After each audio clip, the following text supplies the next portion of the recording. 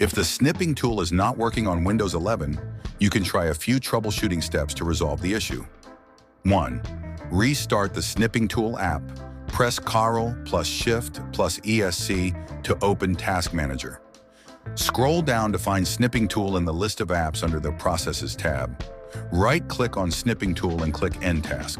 Try reopening the Snipping Tool to see if it works. 2. Check for updates. Sometimes the issue can be fixed with an update. Follow these steps.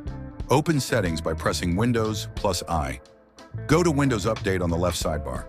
Click Check for Updates and install any available updates, including optional ones for apps like Snipping Tool. 3. Reinstall Snipping Tool. If the app is corrupted, reinstalling it might help. Open Settings and go to Apps. In the Apps and Features section, search for Snipping Tool. Click on it, then select Uninstall. After that, go to the Microsoft Store and search for Snipping Tool. Click Install to reinstall the app. 4.